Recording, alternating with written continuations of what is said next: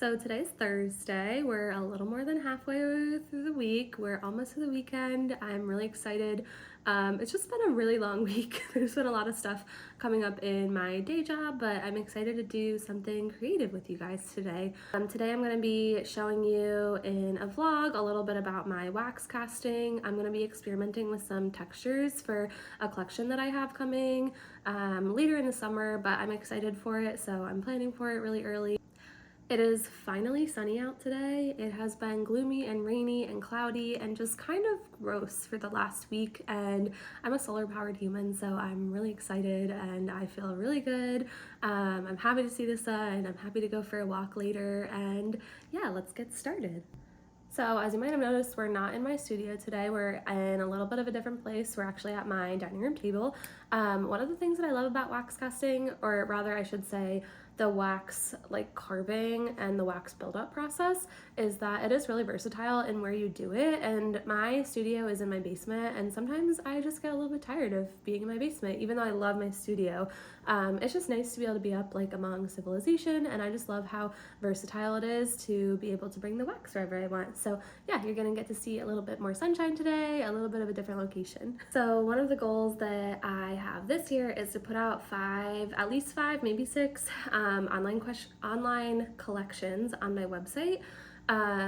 The reason I wanted to do this is because last year I was just a lot more sporadic with pieces that I put out. Like I would just throw pieces up on my website when I finished them, and I think that's wonderful and fine if that works for you. I think it's great actually. But for me, I just was like a little bit less motivated to make pieces when I didn't necessarily have like a full like collection piece in mind. I also think it helps me flex my creative energy because I've done like a few different types of collections so far this year. So I've done one fully hand fabricated collection. That was my Montana agate collection. I've done one fully cast collection. That was my charm collection. And then I've also done one that was a mix that went to Moon and Arrow. So it was in a shop for about a month. So that one was both hand fabricated and it was cast. And I think it just helps me flex my creative muscles to have like an idea of what I want to do, and this like cohesive collection coming together just brings me a lot of joy. So one thing that I'm going to be experimenting with today is I have an idea that I want to make later in the summer, probably like August-ish, an ocean inspired collection. So I actually got some seashells and I want to create with some different textures and wax with the shells.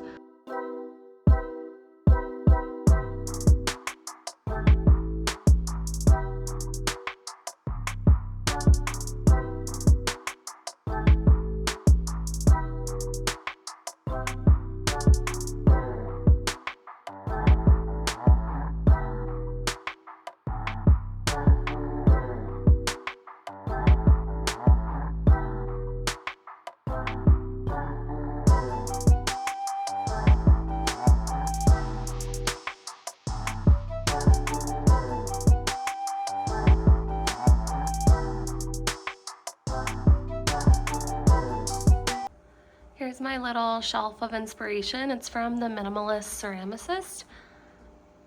Got a cute little fake plant hanging above it. But I've been trying to think about how the different textures of things that I collect can go into my wax collection. So I'm excited to try out with some shells today.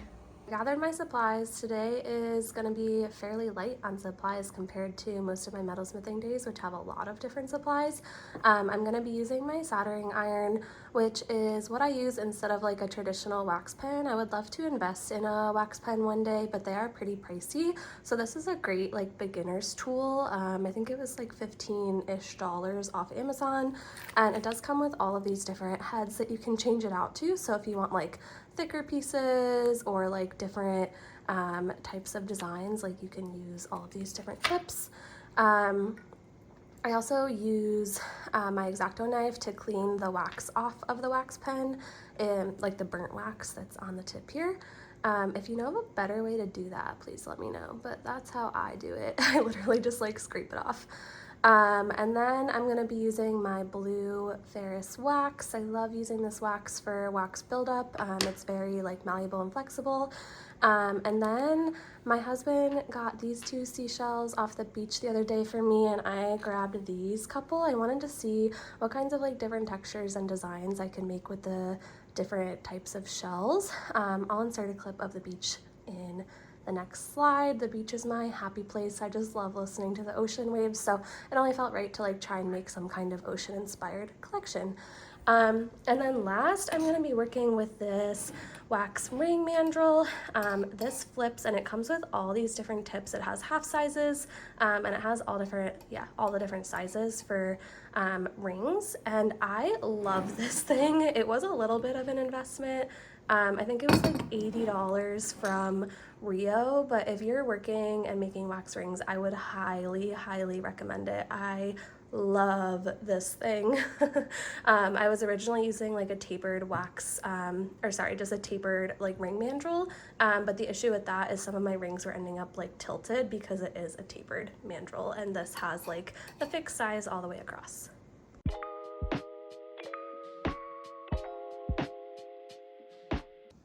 Another perk of working upstairs is I get to see my cats. They're not allowed in my studio because of the fumes. Just look at how cute they are. They're just watching birds all day. Hair back into my favorite little party bun, party pony, whatever you want to call it, for working because I cannot stand having my hair in my face.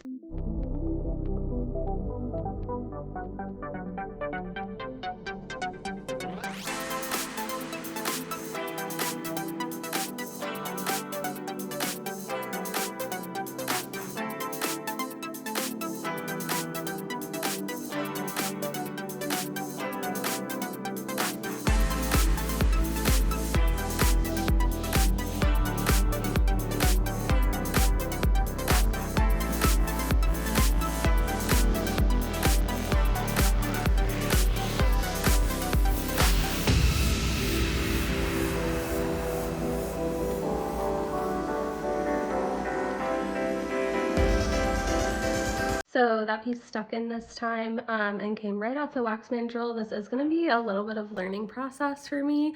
This is the first time I've done this, but again, I'm really excited to experiment with different textures, and I can't wait to see how it turns out.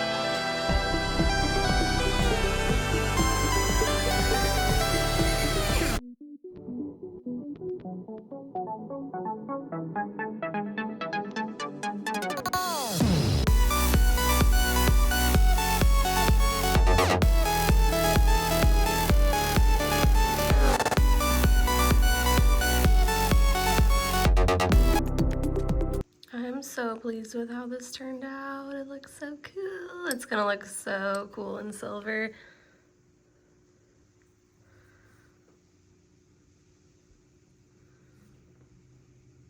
Okay, time for shell number 2. I also wanted to try using this one, specifically like the edge of it right here. I'm gonna do the same technique. It's just not gonna be like, I think, quite as pointy as this one was.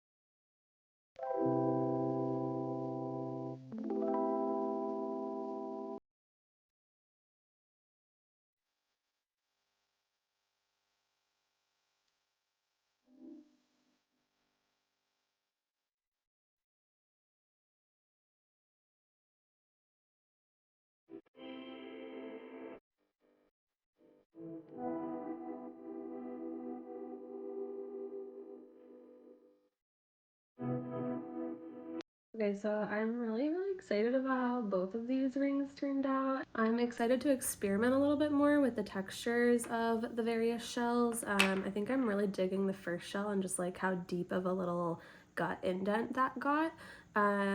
But yeah, these will be coming eventually in my ocean collection, so I'll have to do a little follow-up in the future to show you how they look once they're cast. I don't do my own casting. I outsource my casting actually to Adriana of Metalsmithing. If you're looking for casting, she's wonderful.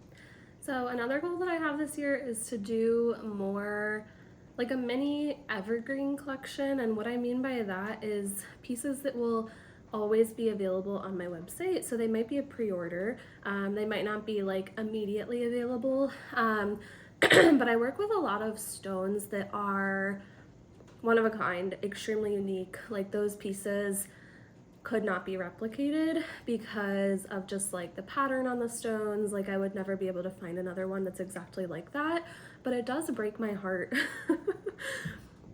I'm being a little dramatic, but it does like genuinely make me sad when people come up to me at a market and they're like, oh my god, I love this ring, but it's 2 sizes too big for me. Or, oh my god, I love this ring, but it's 3 sizes too small. It's not my size. Like, can you make it in my size? And I'm like, well, I could make you another one in that style, but that exact ring is a one of one.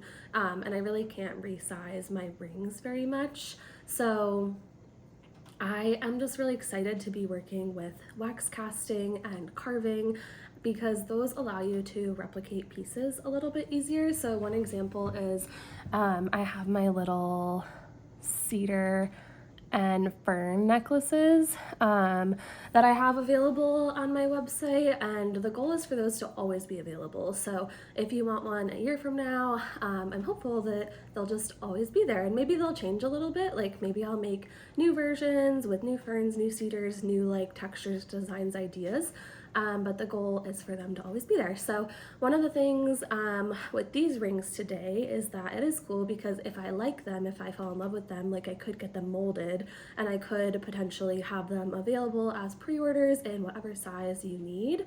And that excites me. Thanks for coming along today. If you like this video, it really helps my channel if you like and subscribe, and I hope you have a great rest of your day and enjoyed watching some little snippets from my studio. And by my studio, I mean my living room table today.